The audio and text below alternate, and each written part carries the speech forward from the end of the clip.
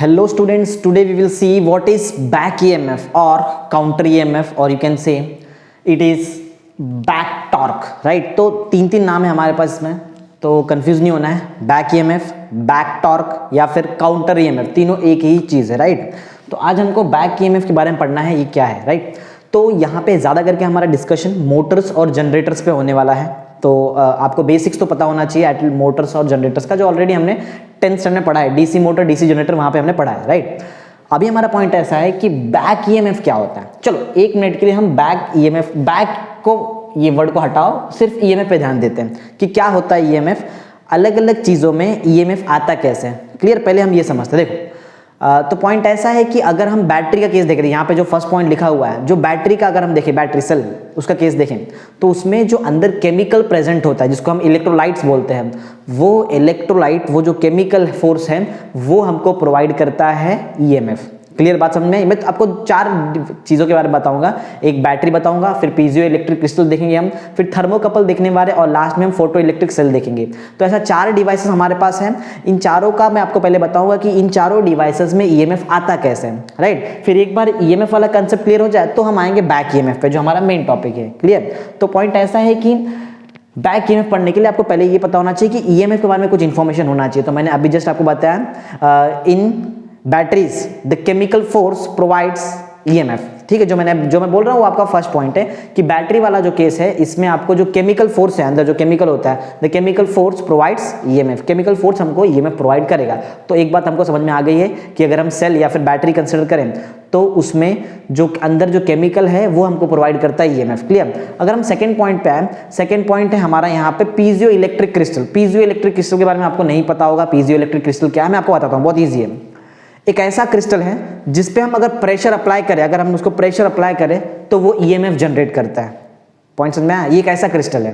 Clear? समझ में आई बात क्या है? तो पीजियो इलेक्ट्रिक क्रिस्टल एक ऐसा क्रिस्टल है जिसपे हम अगर मैकेनिकल फोर्स अप्लाई करेंगे तो क्या होगा, तो वो ईएमएफ जनरेट करेगा। तो पॉइंट हमारा सेकंड पॉइंट ऐसा है, इन case of piezo electric crystal the mechanical force provides EMF. ठीक है? अपने मन से आप लिख सकते हो, जैसे यहाँ पे लिखा है वैसा, मतलब चेंज नहीं होना चाहिए, बस दैट्स इट। सिंपल बात समझ में आई? तो हमने देखा सेल में मींस बैटरी में ईएमएफ आता है केमिकल फोर्स से। हमने देखा पीजियो इलेक्ट्रिक क्रिस्टल, इसमें ईएमएफ आता है मैकेनिकल फोर्स से। थर्ड हमारा थर्ड एग्जांपल ऐसा दिया मैंने यहाँ पे, थर्ड है थर्मोकपल। थर्मोकपल ये एक ऐसा डिवाइस है जिसमें टेम्परेचर ग्रेडियंट जो होता है ना, टेम्परेचर ग्रेडियंट हमको प्रोवाइड करता है ईएमएफ। एक सर्किट को प्रोवाइड करेगा ईएमएफ, और वो ईएमएफ हमको मोस्टली कहाँ मिलेगा, जंक्शन पे मिलेगा, junction of the 2 metallic wires. यहाँ पे लिखा हुआ पॉइंट आप देख सकते हो। पॉइंट क्या है? In thermocouple it is a temperature gradient which provides EMF between the, या फिर which provides EMF in the circuit junction between the junction of the 2 metallic wire. जो 2 मेटालिक वायर्स होते हैं उनका जो जंक्शन होता है वहां पे हमको मिलेगा ईएमएफ, राइट? पॉइंट ऐसा है। तो पॉइंट सिंपल याद रखो, बैटरी वाले केस में केमिकल फोर्स प्रोवाइड करता है ईएमएफ। पीजियो इलेक्ट्रिक जो क्रिस्टल है इसमें मैकेनिकल फोर्स हमको ईएमएफ प्रोवाइड करता है। जो हमने देखा थर्मोकपल में टेम्परेचर ग्रेडियंट हमको ईएमएफ प्रोवाइड करके देता है। जो फोर्थ है फोटो इलेक्ट्रिक सेल। बहुत ईजी, ये फोटो इलेक्ट्रिक सेल शायद आपने देखा नहीं होगा, बट सोलर पैनल तो सबने देखा है। सोलर पैनल को आप इसे कंपेयर कर सकते हो। होता क्या है सोलर पैनल पे? लाइट्स गिरती हैं, राइट? लाइट्स का अगर फ्रीक्वेंसी, एक पर्टिकुलर फ्रीक्वेंसी जिसको हम थ्रेशोल्ड फ्रीक्वेंसी बोलते हैं, अभी तो मैंने वो थ्रेशोल्ड फ्रीक्वेंसी इस पॉइंट में लिखा नहीं है, बट याद रखो लाइट का अगर फ्रीक्वेंसी थ्रेशोल्ड फ्रीक्वेंसी से ज्यादा है तो वो लाइट उस पैनल के थ्रू हमको इलेक्ट्रिसिटी जनरेट करके दे सकता है। पॉइंट क्लियर समझ में आया? इलेक्ट्रिसिटी मींस ईएमएफ जनरेट होगा, और क्या है, सिंपल है। तो in case of photo electric cell the light whose frequency is above a certain frequency, जिसको आप थ्रेशोल्ड फ्रीक्वेंसी बोल सकते हैं, कैन प्रोवाइड ईएमएफ। वो हमको ईएमएफ प्रोवाइड कर सकता है। तो आई होप अभी तक आपको समझ में आ गया कि ईएमएफ किन किन चीजों से बन सकता है। सेल मींस बैटरी वाले केस में केमिकल फोर्स से बन सकता है। पीजियो इलेक्ट्रिक क्रिस्टल में मैकेनिकल फोर्स से बन सकता है। थर्ड हमने देखा थर्मोकपल में टेम्परेचर ग्रेडियंट हमको प्रोवाइड कर सकता है ईएमएफ। फोर्थ हमने देखा यहाँ पे एक फोटो इलेक्ट्रिक सेल, जिसमें हमको जो लाइट है जिसका फ्रीक्वेंसी थ्रेशोल्ड फ्रीक्वेंसी से ज्यादा है वो हमको प्रोवाइड करके देता है ईएमएफ। तो आई होप अभी तक आपको ईएमएफ वाला कंसेप्ट एकदम क्लियर है। अब आते हैं आगे। अब यहाँ से एक्चुअल बैक ईएमएफ का कंसेप्ट चालू होता है। बात को समझो, बैक ईएमएफ नाम में ही है, बैक ईएमएफ उल्टा ईएमएफ। सिंपल, अब ये कैसे आता है वो सुनो, एक सिंपल सा एग्जाम्पल, पॉइंट्स पे ध्यान मत दो, मैं जो बोल रहा हूँ उस पे ध्यान दो, मेरा स्टेटमेंट अगर आपको समझ में आता है तो पॉइंट्स अपने आप आ जाएगा। जैसे यहाँ का पॉइंट्स आ गया, बहुत ईजी, जो मैं बोला हूँ वही यहाँ पे लिखा हुआ देख रहे हैं। पहले बैटरी बताया, फिर मैंने पीजो इलेक्ट्रिक क्रिस्टल बताया, फिर मैंने आपको थर्मोकपल बताया, और लास्ट में बताया मैंने आपको फोटो इलेक्ट्रिक सेल, राइट। तो मेरा स्टेटमेंट समझो, ये तो समझ, ये तो पढ़ना ही है, इसमें कोई प्रॉब्लम नहीं है। आगे आते हैं यहाँ पे। अच्छा, अब हम डीसी मोटर्स और डीसी जनरेटर्स पे आते हैं, राइट। डीसी मोटर्स और डीसी जनरेटर्स, कुछ बता दूं मैं आपको डीसी मोटर्स और डीसी जनरेटर के बारे में, जो ऑलरेडी पढ़ा हुआ है 10th में।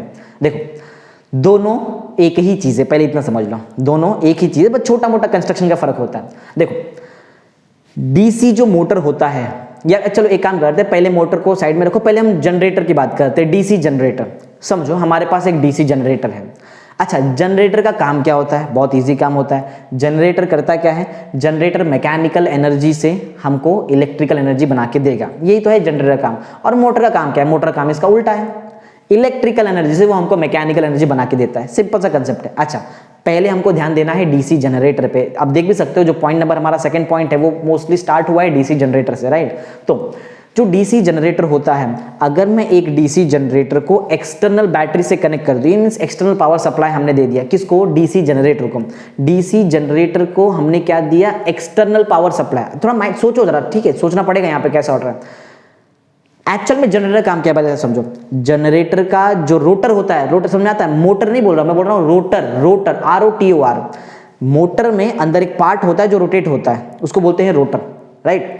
जनरेटर वाले केस में रोटर को हम मूव कराते हैं कोई एक्सटर्नल मीन से, तो हमको यहां से एक साइड से EMF मिलता है, राइट। बट हम अभी ऐसा नहीं कर रहे हैं, हम कर क्या रहे हैं? हम उल्टा काम कर रहे हैं। डीसी जो जनरेटर है, डीसी जनरेटर को हमने एक्सटर्नल बैटरी सप्लाई से कनेक्ट कर दिया है, तो होगा क्या? अब डीसी जनरेटर नहीं रहा, अब वो डीसी मोटर बन गया है। यही पॉइंट है, मैंने अब जस्ट आपको बताया, DC generator DC motor almost same चीज है, राइट।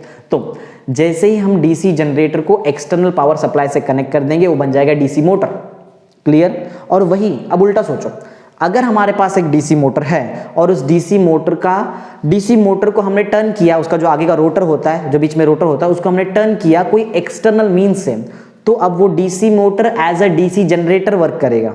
बात समझ में आई? तो पॉइंट ऐसा है, if DC generator is connected to a battery, it behaves as a motor, right ना। And if DC motor is turned by some external means, it behaves as a DC generator।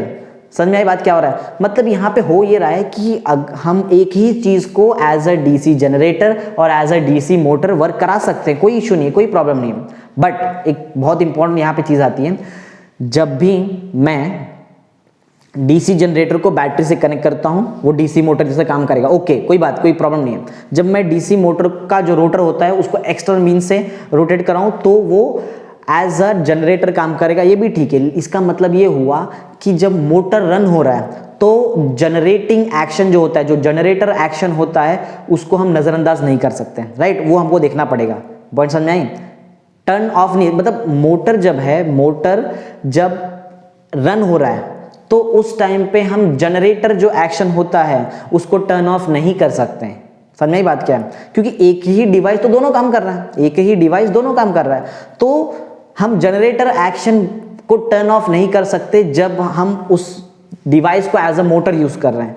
Clear point? तो point में एक बार फिर से बोल के सुनाता हूं। सेकंड पॉइंट जो मैं बोल रहा हूं, ध्यान देना। सेकंड पॉइंट ऐसा है कि when a DC generator is connected to a battery, it works as a DC motor, and if the DC motor is turned by some external means, it behaves as a DC generator। that means, या फिर आप बोल सकते हो, so when the motor is running, जब motor run हो रहा है उस टाइम पे मैं जनरेटर एक्शन को नजरअंदाज नहीं कर सकता हूं, उसको टर्न ऑफ नहीं कर सकता हूं। तो पॉइंट ऐसा है कि so when the motor is running, its generator action cannot be turned off। Point समझ में? मैंने जो बताया वही आपका पॉइंट नंबर 2 है, देख रहे हैं, टर्न ऑफ। क्लियर? जो मैंने बोला वही आपका पॉइंट नंबर 2 है, राइट। तो मैंने पॉइंट नंबर 2 में ये बताया, एक ही डिवाइस को हम as a DC motor, as a DC generator use कर सकते हैं। बट एक प्रॉब्लम आता है, प्रॉब्लम ये है कि जब मैं उस डिवाइस को as a DC motor use कर रहा हूं तो भी अंदर कुछ एक जनरेटिंग एक्शन होता है, उस जनरेटिंग एक्शन को हम टर्न ऑफ नहीं कर सकते, राइट। अब मैं अगर आपको जनरेटिंग एक्शन सिखाऊं तो चलो बता देता हूं जनरेटिंग एक्शन होता कैसा।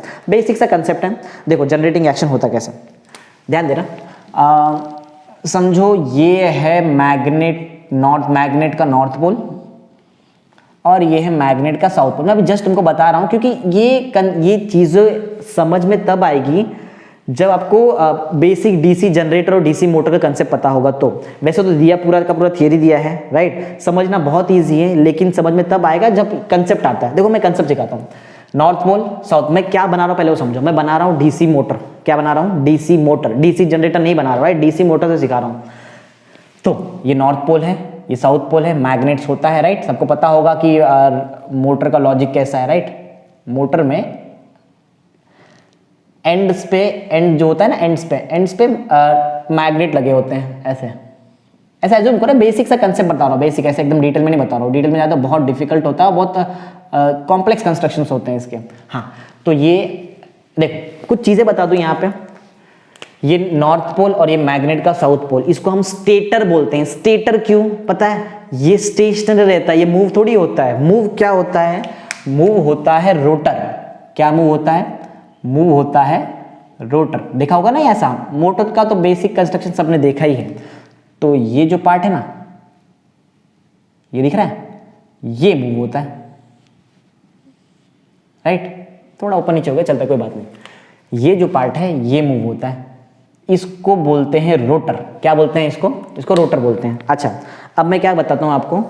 दो चीज मैंने यहां पे सिखा दिया, क्या है रोटर, क्या है स्टेटर। क्लियर? अब आगे बढ़ते हैं और थोड़ा और डिटेल में जाते हैं। याद रखना, यहाँ पे जो मैंने आपको बताया था ये था नॉर्थ पोल, राइट ना। यहाँ पे था नॉर्थ पोल और ये जो मैंने बताया था ये था साउथ पोल। क्लियर? अच्छा, अब सिंपल, इतना सिंपल नहीं होता है, बहुत जबरदस्त यहाँ पे कंस्ट्रक्शंस होते हैं इसके। यहाँ पे ना आर्मेचर होता है, राइट, ऐसे आर्मेचर्स होते हैं, मीन्स वाइंडिंग्स वगैरह बहुत होती हैं यहाँ पे। वाइंडिंग्स, ऐसा वाइंडिंग्स रहेंगी, राइट, ऐसा बहुत सारी वाइंडिंग्स होती है यहाँ पे। ये मैं जनरल बता रहा हूँ, ऐसा कोई प्रॉपर डायग्राम नहीं बना रहा हूँ, राइट। तो प्रॉपर डायग्राम मत समझ रहे, यहाँ पे ऐसा बहुत सारा समझो वाइंडिंग्स होते हैं, अलग अलग टाइप्स के वाइंडिंग भी होते हैं। तो यहाँ पे ऐसे बहुत सारे वाइंडिंग होते हैं, इसको बोलते हैं आर्मेचर। ये पार्ट दिख रहा है, ये पार्ट जो मैंने बनाया है, इसको बोलते हैं आर्मेचर। अब जरा दिमाग लगाओ, जब इस मोटर को मैं एक्सटर्नल बैटरी सप्लाई से कनेक्ट करूंगा, जब इस मोटर को मैंने एक्सटर्नल बैटरी सप्लाई से कनेक्ट कर दिया है, क्या होगा पहले वो सुनो। एक्सटर्नल बैटरी सप्लाई मीन्स एक ईएमएफ ई जो मैं प्रोवाइड कर रहा हूं, जिसके वजह से ये मोटर का स्पीड बढ़ेगा धीरे धीरे, राइट। अच्छा, अब सुनना, अब क्या होगा। ये ईएमएफ दिया हमने, ईएमएफ के वजह से मीन्स जो भी बैटरी का वोल्टेज है उसकी वजह से रोटर में current, right.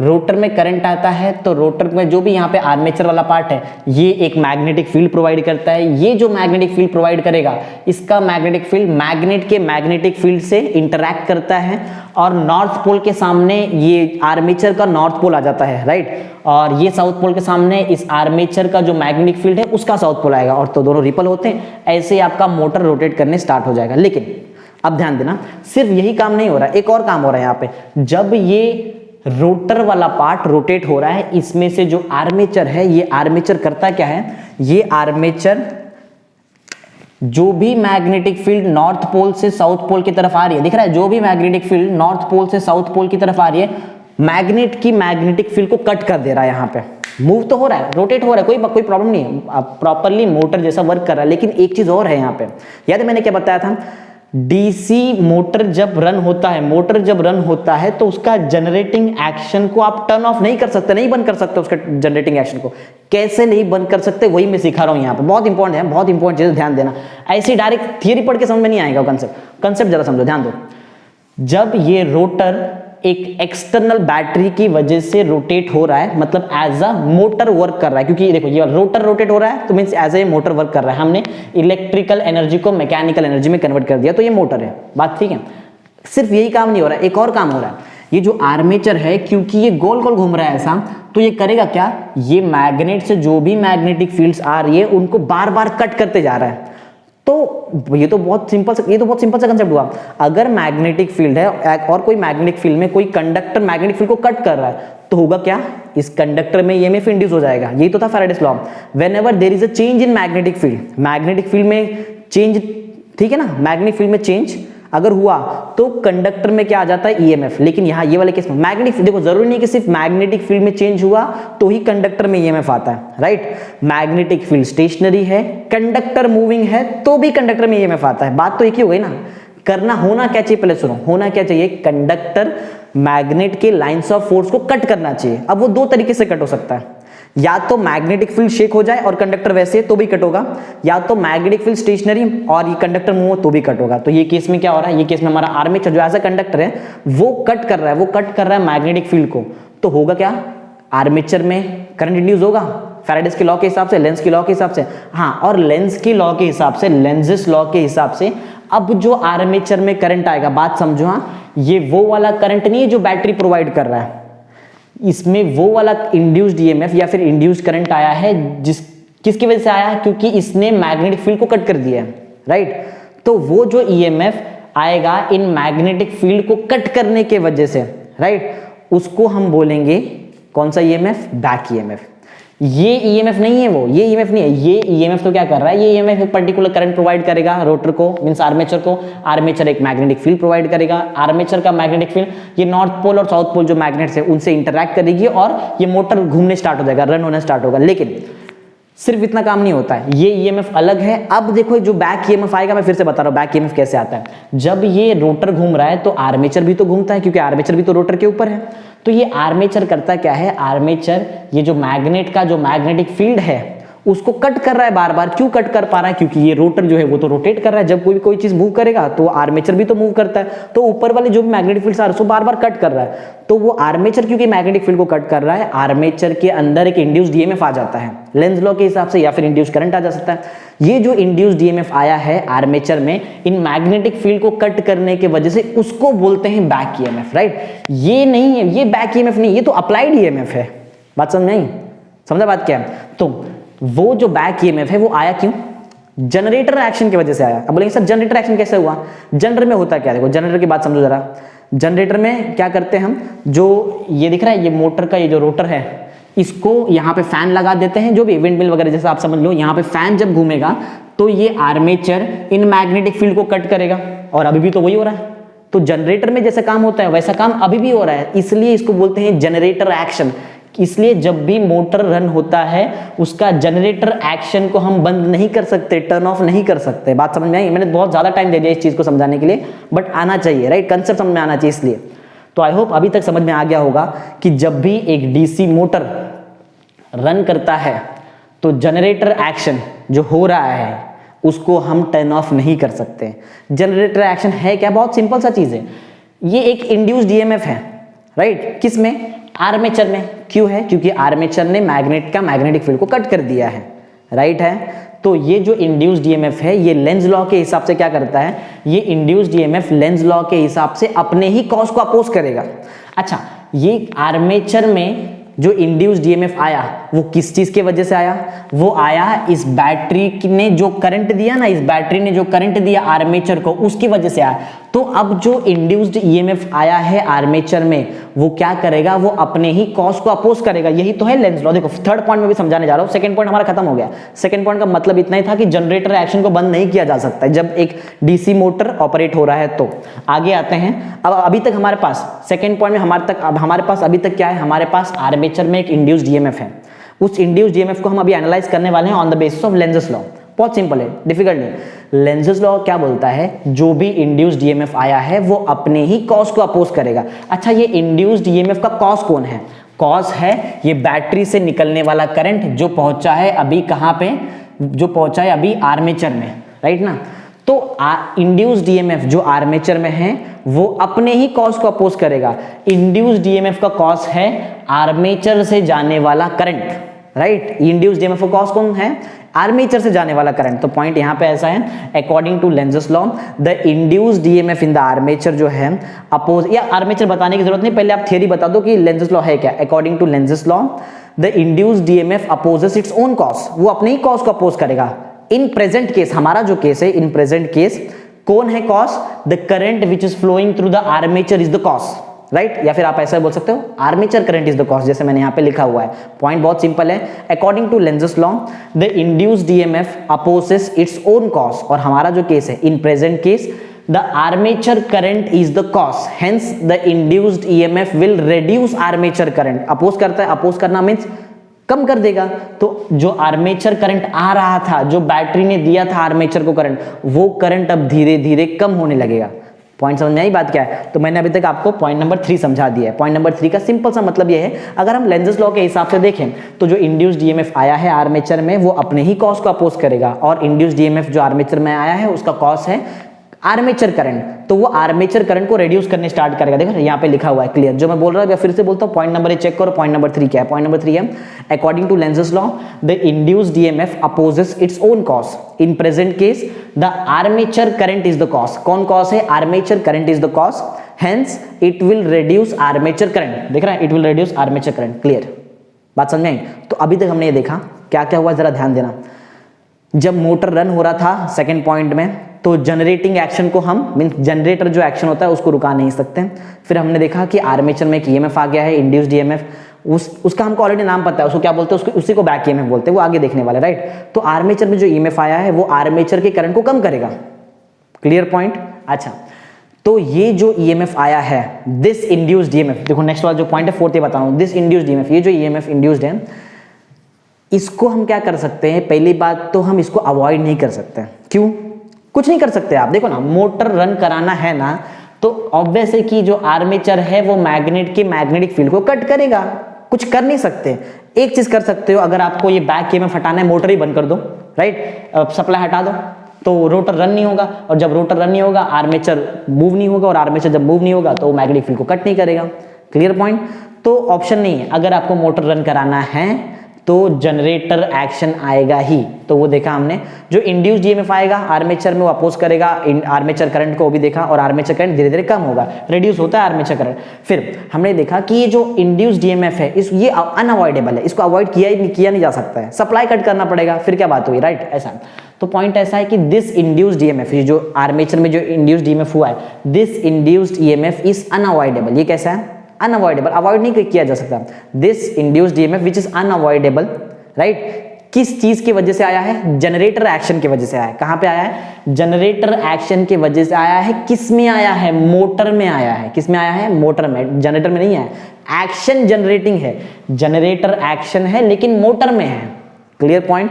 This induced EMF which is unavoidable due to generator action in motor is called as back EMF और काउंटर ईएमएफ। आप इसको बैक टॉर्क भी बोल सकते हो, वैसे मैंने यहाँ पे बैक टॉर्क नहीं लिखा है, मैंने काउंटर ईएमएफ तक ही लिखा है। बात समझ में आई? अभी तक मैंने आपको यहाँ पे ये बता दिया कि बैक ईएमएफ होता क्या है। बहुत इजी है, जो ईएमएफ आर्मेचर में आया है, जो इंड्यूस्ड ईएमएफ आया है, जो अनअवॉइडेबल है जनरेटर एक्शन की वजह से, लेकिन मोटर के अंदर, उसी को बोला जाता है बैक ईएमएफ और काउंटर ईएमएफ। क्लियर? चलो अब आते हैं एक चीज में आपको बहुत इंपॉर्टेंट चीज, ये देखो, ये बहुत बड़ा पॉइंट दिखता होगा बट बिल्कुल भी इतना हार्ड नहीं है, बहुत ईजी सा है, एक लाइन में हम उसको खत्म कर देंगे। देखो पॉइंट क्या है? पॉइंट ऐसा है, कभी आपने एनालाइज किया होगा नहीं पता नहीं, बट एक फैक्ट बताता हूं मैं आपको, ध्यान देना, बहुत इंपॉर्टेंट चीज है। जब भी एक मोटर रन होता है, मोटर की बात कर रहा हूं, पहले क्लियर कर लो, मैं मोटर की बात कर रहा हूं, डीसी मोटर की बात कर रहा हूं। जब भी एक मोटर रन होता है, जो करंट मोटर में है स्टार्टिंग में वो बहुत ज्यादा होता है, राइट। और जो करंट मोटर में है जब मोटर फुल स्पीड पे है तो वो करंट कम होता है। अब बोलेंगे सर ऐसा कैसे पॉसिबल है? ध्यान से सुनो ना मेरी बात, मैंने बहुत इंपॉर्टेंट चीज बता दी आपको। मोटर में दो करंट की मैं बात कर रहा हूं, एक वो करंट जब मोटर स्टार्ट हो रहा है और एक वो करंट जब मोटर फुल स्पीड में। अगर आपको कोई पूछे कि एक मोटर है आपके पास और मैं दो करंट आपको ऑप्शन में देता हूं, एक करंट है जब मोटर स्टार्ट हो रहा है, जस्ट स्टार्ट हो रहा है, जस्ट स्टार्ट, राइट, और एक वो करंट है जब मोटर फुल स्पीड में, एकदम फुल स्पीड में, और आपको क्वेश्चन पूछा जाए कि बताओ कौन सा करंट ज्यादा होगा, तो बट ऑर्डिनरी जो स्टूडेंट्स वगैरह हैं वो आंसर क्या देंगे? ये तो ऑब्वियस सी बात है सर कि जब मोटर फुल स्पीड में है तब ज्यादा करंट होगा। बिल्कुल भी नहीं, ऐसा नहीं होता है। रीजन बताता हूं मैं, रीजन क्या है, सुनो। अभी जस्ट हमने यहां पे क्या पढ़ा? हमने ये पढ़ा सप्लाई बंद कर दो, सप्लाई बंद कर दो, आर्मेचर में जो इंड्यूस्ड ईएमएफ आया है, जो बैक ईएमएफ आया है, अच्छा पहले ये समझो बैक ईएमएफ का काम क्या है। बैक ईएमएफ आर्मेचर के करंट को कम करता है, सोचो ना। तो बैक ईएमएफ कम कब होगा? देखो सिंपल सी लॉजिक है, जब बैक ईएमएफ कम होगा आर्मेचर का करंट बहुत ज्यादा रहेगा, और जब बैक ईएमएफ बहुत ज्यादा है आर्मेचर करंट बहुत कम है। यही तो लॉजिक है। तो एक बात बताओ, आर्मेचर करंट ज्यादा कब हो सकता है? जब बैक ईएमएफ बहुत कम है। मैंने क्या बताया, बैक ईएमएफ को रोकने का एक ही तरीका है, सप्लाई कट कर दो, या तो मोटर जस्ट स्टार्ट हो रहा हो, राइट? समझ आई बात क्या है? तो बोलने का मतलब यह है, आपका आंसर जो मैंने क्वेश्चन पूछा उसका आंसर यह है कि जब मोटर स्टार्ट होता है तो ज्यादा करंट आता है, जबकि समझा, और जो मोटर जब फुल स्पीड में है वो टाइम पे ज्यादा करंट नहीं होता है। क्यों? क्योंकि वो टाइम पे बैक ईएमएफ बहुत ज्यादा रहेगा, इतना ज्यादा बैक ईएमएफ है कि ये जो आर्मेचर करंट है वो कम हो जाता है। बात समझ में आई? बहुत डिफिकल्ट चीज सिखा रहा हूं मैं तुमको, बहुत डिफिकल्ट चीज, लेकिन बहुत आसान तरीके से।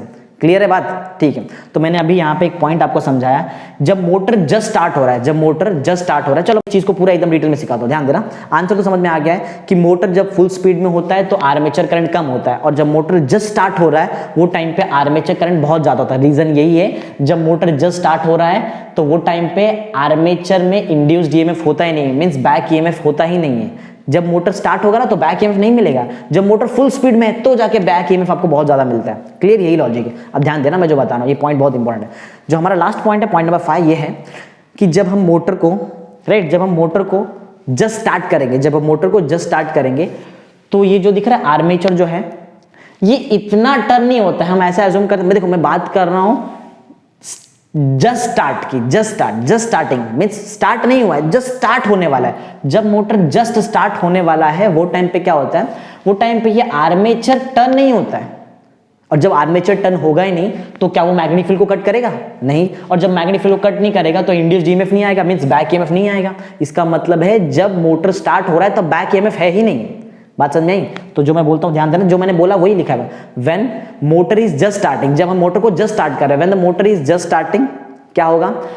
The armature is not rotate, not turning, right? ये टर्न नहीं होता है, देखो यहाँ पे लिखा है it's armature is not turning, उसका जो आर्मेचर है वो टर्न नहीं होता है। Hence there is no back EMF, इसलिए कोई बैक ईएमएफ नहीं होता है, hence there is no back EMF. लेकिन एक बात समझो, अगर थोड़ी देर बाद जब ये मोटर रोटेट होने स्टार्ट हो जाए, मींस स्टार्ट हो जाए, फुल स्पीड में रोटेट होने स्टार्ट हो जाए, राइट, अगर ये स्पीड पकड़ ले एक बार तो उस टाइम पे क्या होगा? उस टाइम पे बैक ईएमएफ बढ़ेगा।